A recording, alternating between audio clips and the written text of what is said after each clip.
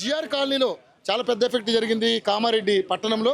So ఇంకా సహాయక చర్యలు జరుగుతున్నప్పటికీ కూడా అందరూ కూడా స్థానికులు ఇక్కడ ఇబ్బంది పడుతున్న పరిస్థితి. సార్ అసలు ఏం జరిగింది? మనం మామూలుగా చూసుకుంటే ఇది దాదాపు 50 ఏళ్ళ వరకు ఎవరు 50 సంవత్సరాల నుంచి ఇంత వర్షం ఎప్పుడు చూడలేము.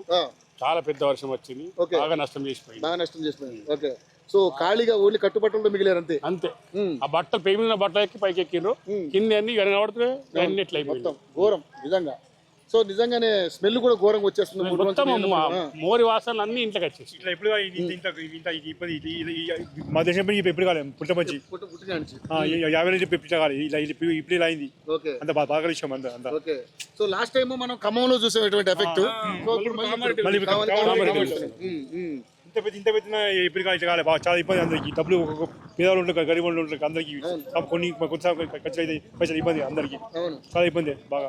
ఓకే, సో నిజంగానే మీ అందరం చూస్తుంటే బాగా అనిపిస్తుంది, కానీ ఏం చేసే పరిస్థితి లేదు. ఇది ప్రకృతి విపత్తుగా మనం పరిగణించాలి. సో మీరు కూడా స్థానికులు కదా? మేము మాది హౌసింగ్ బోర్డు పక్క గల్లి, మాకేం ఎఫెక్ట్ కాలేదు. మా హౌసింగ్ బోర్డు తర్వాత కౌండిన్ ఎన్క్లేవ్, దీని బాగు పక్క కౌండిన్ ఎన్క్లేవ్, అది ఎఫెక్ట్ అయింది. ఈ ఏరియా ఎఫెక్ట్ అయింది. మేము వచ్చి ఇక్కడికి 30 years అయింది. ఇక్కడంతా పంట పొలాలు సార్, ఇవన్నీ యాక్చువల్లీ కొనద్దు. ఇది కట్టనే నీళ్ళు ఎటు పోతాయి సార్, అవి వాటి ప్రభావం మనం చూపెట్టినాయి అంతే. కొనద్దు పంట పొలాల్ని రియల్ ఎస్టేట్ చేసి అమ్మేసారు సార్. తన ప్రభావం తన దారి చూసుకున్నాడు. మన తప్పి కట్టాలి. మీరు నా జాగాకి వస్తే నేను మీ జాగా. అదే సార్, అదే. సో ఇవన్నీ కూడా పంట పొలాలు, ఇక్కడ రియల్ ఎస్టేట్ వ్యాపారం చేస్తూ సరే ఇల్లు అనేది సొంత ఇల్లు కాడ అనేది కంపల్సరీ ఉంటుంది కాబట్టి ఇంకా పెద్దలు మాట్లాడతారు చాలా మంది. చెప్పండి. ఇది ఏంటంటే ప్రకృతి విపత్తే కావచ్చు, కాకపోతే మనకు బఫర్ జోన్స్ కానీ ఇంకా ఏంటి ఇలాంటివి ఉన్నప్పుడు మనం ఏంటంటే దాని యొక్క బఫర్ జోన్ వదిలేసి కూడా చేయవలసి వస్తుంది. ఇది అప్పుడు లేఅవుట్ ఎట్లా చేసిందో ఏమో, ఈ లేఅవుట్ కూడా కరెక్ట్ చేయలేదు. ఇది బఫర్ జోన్ కు చాలా వదిలేసి అసలు చేయాలి. ఇట్లాంటి జరగకుండా ఇక ముందరన్నా జాగ్రత్త పడాలని చెప్పి నా విన్నపం. ఓకే, సో నిజంగానే ఇప్పుడు బఫర్ జోన్ పరిధిలో ఉండబట్టి ఇవన్నీ ప్రమాదాలు జరిగినంటారా? తప్పకుండా అదే అనుకుంటున్నాను నేనైతే. ఓకే, సో నిజంగానే వీళ్ళంతా కూడా అంటే ఇది ఇవన్నీ కూడా పంట పొలాలు, ఇక్కడ రియల్ ఎస్టేట్ వ్యాపారం చేసి ఇక్కడ అందరూ కూడా సొంత ఇంటికల్ అందరికీ ఉంటుంది, కొనుక్కున్నారు, ఎంతో ఆనందంగా గడుపుదాం అనుకునే ఈ పరిస్థితులలో ఇలాంటి ఎఫెక్ట్ ఎవరు కూడా చూసినటువంటి పరిస్థితి లేదు. ఇది ఈ చెరువు ఏంటి చెరువు అనేది? కామారెడ్డి పెద్ద చెరువు. కామారెడ్డి పెద్ద చెరువు అంటారు దీన్ని. ఓకే, సో ఎప్పుడైనా పొంగింది అనేది? ఇంత రాలేదు కానీ ఎప్పుడో వచ్చింది ఒకసారి, కానీ ఈ మధ్య బాగా వచ్చింది. ఓకే, ఇంత ఒక 4-5 years కింద ఒకసారి అయింది. ఓకే, మళ్ళీ సెకండ్ ఇది బాగా, ఇది చాలా ఈసారి బాగా ఎఫెక్ట్ అయింది.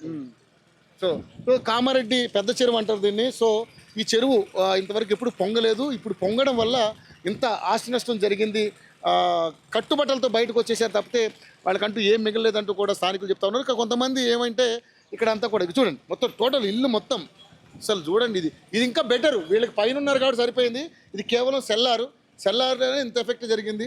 ఇదంతా కూడా ఆ రేంజ్లో ఈ వాటర్ వచ్చిందంటే ఈ కాలనీ మునక్క ఏమవుతుందో ఒకసారి ఆలోచన చేయండి. మీరే చూస్తారు కదా, ఇదంతా సెల్లార్, పార్కింగ్ కోసం పెట్టుకున్నటువంటి సెల్లార్ కాబట్టి వాళ్ళు పైన ఉంటారు కాబట్టి వాళ్ళకి నాకు తెలిసి ఏమీ ఆస్తి నష్టం పెద్ద జరిగి ఉండకపోవచ్చు.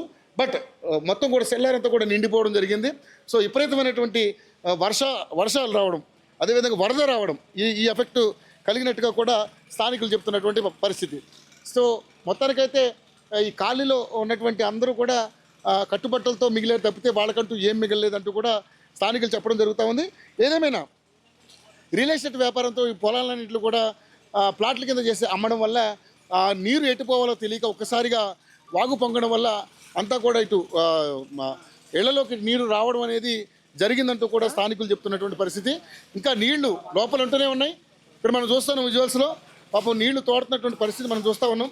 అన్నీ టోటల్గా అన్నీ మొత్తం కోల్పోయారు. ఇంకా నీళ్లు ఊరుతూనే ఉన్నాయి, ఎక్కడి నుంచి వస్తున్నాయో తెలియదు. మొత్తం కూడా నీళ్ళన్నీ కూడా చూశారు కదండి. పాపం వాళ్ళ కష్టాలు బాగా మరి చూడాలి.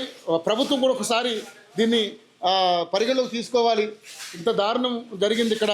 సో ప్రభుత్వం తక్షణమే స్పందించి వీళ్ళకి ఆర్థిక సాయం అందించి వీళ్ళకి జరిగినటువంటి ఆస్తి నష్టాన్ని భర్తీ చేయమంటూ కూడా స్థానికులందరూ కూడా బాధపడుతున్నటువంటి అంశం. ఇల్లు మొత్తం టోటల్ నీళ్ళు ఇంకా వస్తూనే ఉన్నాయి, వీళ్ళు తీస్తూనే ఉన్నారు. సో అంతవరకు ఒకసారి లోపలికి వెళ్దాం మనం. ఏం మిగిలేదు, ప్రతిదీ కూడా పోయింది, ప్రతిదీ కూడా కొత్తగా కొనుక్కోవాలి. ఒక 10 లక్షల సామాను పోయినట్టు, 30 లక్షల 10 లక్షల సామాను మొత్తం పోయినట్టు. ఇల్లు కూడా కష్టమే ప్రజెంట్ సిచ్యువేషన్ లో. ప్రతిదీ టీవీ, నిత్యావసర వస్తువులు, వాషింగ్ మిషన్లు, 2 ఫ్రిడ్జ్లు, 2 వాషింగ్ మిషన్లు, సర్టిఫికేట్లు, ప్రతిదీ కూడా ఏం లేకుండా వస్తుంది. స్మెల్ ఎలా ఉంటున్నారు మీరు నిజంగా? ఇంకా ఉండడం లేదు. మేము 3 days నుంచి ఎప్పుడు వచ్చాము. పనులు చేసుకుంటూనే ఉన్నది ఇక. లేదు, ఇవాళ వచ్చి ఇప్పుడు ఓపెన్ చేయడానికి వీలైంది. ఓకే, ఇప్పటిదాకా అయితే నీళ్ళే ఉన్నాయి, ఇంకా నీళ్ళే ఉండే. ఇప్పుడు ఫైర్ ఇంజన్ తోటి కొడితే మళ్ళీ నీళ్ళేనే మళ్ళీ తీసుకోవాల్సి వస్తుంది. ఓకే, సో బుక్స్ అన్ని కూడా ఖరాబ్ అయింది. సో వాటర్ ఎంతవరకు వచ్చి ఇక్కడ వరకు వచ్చినాయి? ఆ లెవెల్ 6 feet దాకా వచ్చాయి. 6 feet. 6 feet. సో ఇల్లు దాదాపుగా ఒక 3 feet ఉంది. దాంతో ఇక్కడ 6 feet వరకు వచ్చినట్టు దాదాపు 9 feet వరకు ఇల్లు నీళ్లు వచ్చినట్టుగా నాకంటే హైట్గా కనపడుతుంది కదండి. ఇక చూడండి, ఇంతవరకు వచ్చింది వాటర్. మరి ఈ ఇల్లు ఏమాగుతుంది ఇక్కడ, ఏది మనకు మిగిలే పరిస్థితి ఉంది చూడండి. ఇంకా ఇంట్లో నీళ్లు విపరీతంగా ఉన్నాయి, మనం చూస్తూ ఉన్నాం.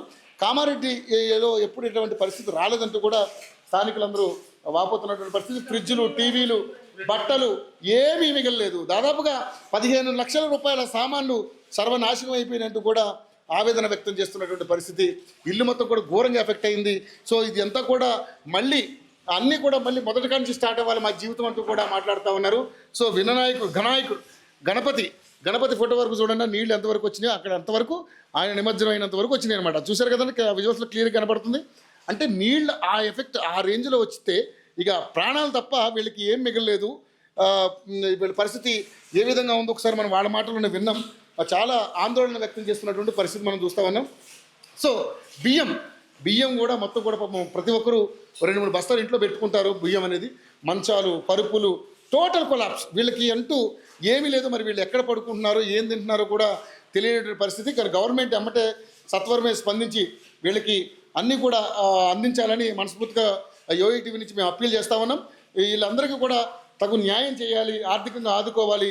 వీళ్ళకి తప్పకుండా ఇంటికి సంబంధించినటువంటి ఈ క్లీనింగ్ అంతా కూడా ఇమీడియట్లీ ఫైర్ ఇంజిన్స్ తోటి క్లీన్ చేయించాలి.